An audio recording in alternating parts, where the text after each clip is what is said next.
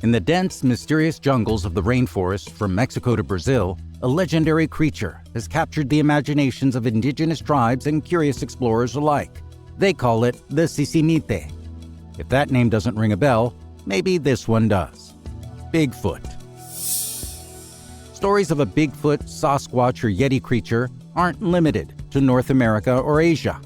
These elusive, enigmatic beings are believed to inhabit the heart of the Mexican, Central American, and South American wilderness, and their stories have been passed down through generations for thousands of years. My name is Andrew Colón, and I'd like to welcome you to the Mysteries of Latin America podcast, where we explore the myths, legends, and mysteries of North, Central, and South America and the Caribbean. We investigate stories of legendary creatures, mythological beings, extraterrestrial abductions and attacks, and surreal stories that could only happen here in Latin America. In this episode, we'll take you into the myths and mysteries surrounding the elusive human ape-like creatures known as the Sisimite. If you haven't already, make sure to subscribe to the podcast wherever you're hearing it. And if you're so inclined, share it with the people you know who might like a look into the strange world of the mysteries of Latin America. The Sisimite, also called the Otacayo, Mapinguari, or a few other names, depending on what part of Latin America you're talking about, has been rumored to inhabit parts of Mexico, comprising the states of Campeche, Chiapas, and our state here in Quintana Roo, as well as regions with vast areas of thick tropical vegetation in countries like El Salvador, Guatemala, Nicaragua, Belize, and even Colombia and Brazil. This creature has also been called the Olmec ape. While most people might know about indigenous groups like the Aztecs or the Mayans, the Olmec culture goes way back in history. In fact, it was one of the earliest complex societies in all of Mesoamerica, emerging around 1400 BC in what is modern-day Mexico. The Olmecs were well known for their monumental stone heads, and they left a long-lasting and influential legacy that we'll be exploring in a future podcast. It was the Olmecs who left a carving of an unusual ape figure to be found thousands of years later in an archaeological site in the state of Campeche, right here in the Yucatan Peninsula. So what exactly are these creatures? What do they look like? And where do they come from? The Sisimite is often portrayed as a large ape-like being with a distinctly human-like face. It's said to stand as tall as 10 to 12 feet, so 3 to almost 4 meters, with long muscular arms and a fearsome appearance. It possesses tremendous strength, capable of breaking bones with a single blow. Its large, hairy body helps camouflage it and blend into the dense forests. Their fur's color varies from chestnut brown to pitch black, without protruding ears, and they have flat noses. It boasts 4 fingers, but lacks an opposable thumb, and in some accounts it's said to have an unusual backward-facing big toe on each foot, leading to folktales saying that the Sisimite has a totally backward-facing foot, which leaves footprints that fools trackers into going in the opposite direction. Unlike many animals, Sisimites are said to walk upright, similar to humans. They can emit high-pitched howls or screams, and may possess a discernible language. Generally perceived as not hostile to humans, they have been accused of kidnapping people, especially people of the opposite sex. I'll have a story for you about that shortly. As to where they come from, there are different theories. Cryptozoologists, experts who investigate unknown or mythical animals, speculate that the Sisimite, along with its northern relative Bigfoot, might have migrated across the Bering Land Bridge, just like humans did nearly 40,000 years ago. Some people believe that the creature is a surviving remnant of Gigantopithecus, a large prehistoric ape native to Asia that stood almost 9 feet tall and supposedly died out over 100,000 years ago. The term Sisimite comes from the Nahuatl language used by the Aztec people and loosely translates to demon or supernatural creature. Although the Maya civilization has been familiar with the Sisimite for generations, the first documented encounter from outside sources occurred in the 18th century when a team of Spanish gold prospectors ventured into what is present-day Honduras. During their expedition, a member of this group allegedly shot and fatally wounded one of these creatures, which had been raiding their mining camp. Unfortunately, no bones or any other evidence from this encounter have made it to present day for verification. The Sisimite first gained attention in the English-speaking world thanks to a man named Edward Jonathan Hoyt, who was known back in the day as Buckskin Joe. Hoyt was born in Canada, in modern-day Quebec, in 1840, and then he embarked on a unique journey. In 1861, Hoyt headed south to fight in the American Civil War, where he fought on the Union side. After the war, he went on a gold prospecting expedition in Mexico, where he reportedly had a bizarre encounter with a Sisimite, which he referred to as a horrifying hominid. Evidently, the creature ventured into his camp and into his tent while he was asleep, leading to a sensational account that made headlines back home. Startled, he reached for his weapon and found himself face to face with a creature that seemed straight out of a nightmare. The Sisimite, as the legends had described, stood before him, towering, with long, powerful arms and a shaggy, fur-covered body. Instinctively, Buckskin Joe reacted, firing a shot at the Sisimite. The bullet struck the creature, and it let out a terrifying howl before retreating into the jungle. Buckskin Joe's account of the encounter made its way back to the English-speaking world, creating a sensation. The Sisimite appeared again in a 1961 compendium compiled by author Ivan T. Sanderson titled Abominable Snowmen: Legend Come to Life. In the book, the author compiled stories of the Central American Bigfoot, mostly concentrating on British Honduras, which we now know as Belize.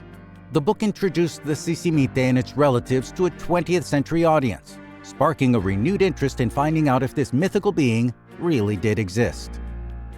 According to the 20th century Honduran explorer and historian Jesus Aguilar Paz, the Sisimite, or Itacayo, as it's known there, inhabits the highest part of the Honduran mountains, specifically in the inaccessible caves found there. Dr. Aguilar also explains that the Sisimite feeds on the wild berries that the mountains provide and is not a carnivorous or hunting creature. Despite its imposing appearance, the Sisimite is not typically depicted as an aggressive or malevolent being. In indigenous Mayan folklore, the Sisimite is thought to be a guardian of the forest, a protector of the animals and environment. Some tales even suggest that it has the ability to communicate with animals and possesses a deep knowledge of the rainforest's secrets. However, local legends in Honduras also say that occasionally during mating season, the Sisimite have come down from the mountains there and may even have abducted female humans. One story in particular says this happened where a Sisimite came down and took a woman back to his cave. People from the same village as the woman assumed she was dead, until months after her disappearance when she was found wandering near the village. She then recounted the most well-known story about this creature. According to her, she gave birth to 3 ape-like children, the result of being violated by the Sisimite, until one day she managed to escape from the cave.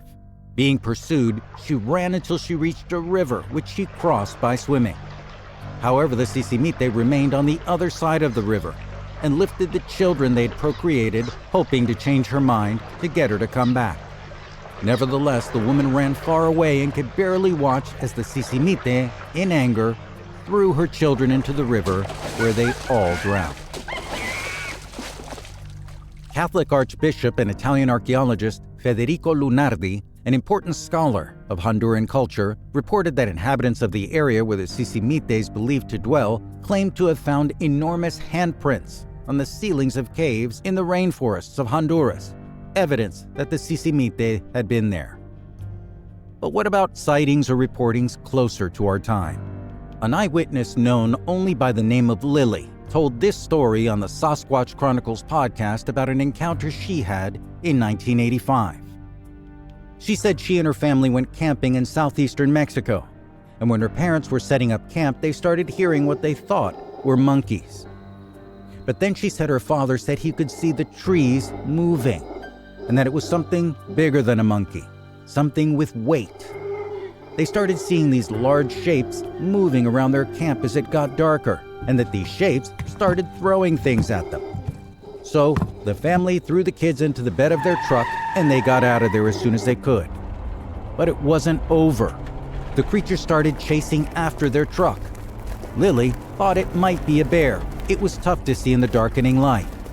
But as she thought they were pulling away, she saw a large, leathery, black, hairy hand holding onto the tailgate of the truck, and she got to look right into the creature's big brown eyes. She said the creature's expression didn't scare her. It seemed more curious than aggressive. Either way, her father shot at the creature through the rear window of the truck's cab and sent it tumbling off the truck. And that's when Lily noticed the other one running alongside of the truck, noticeably thinner and more of a reddish-brown color. It gave up chasing when it noticed its companion had fallen off the truck, and the family drove out of there as fast as they could.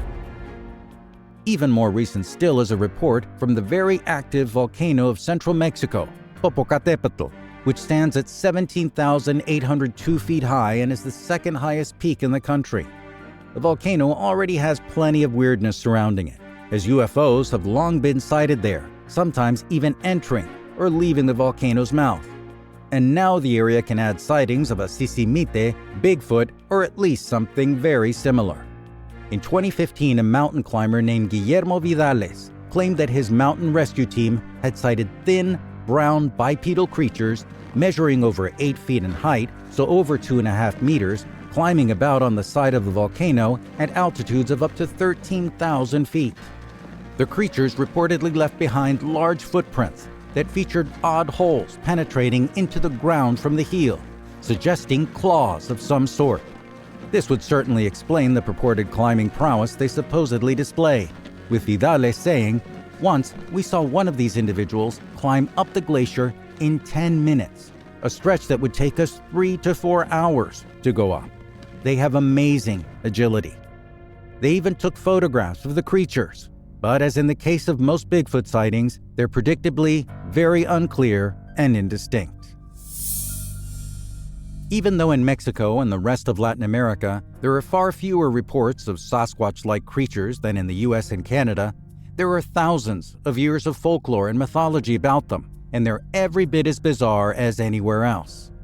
But there are probably more questions than answers at this point. Like, why is there no photographic or video evidence of these creatures?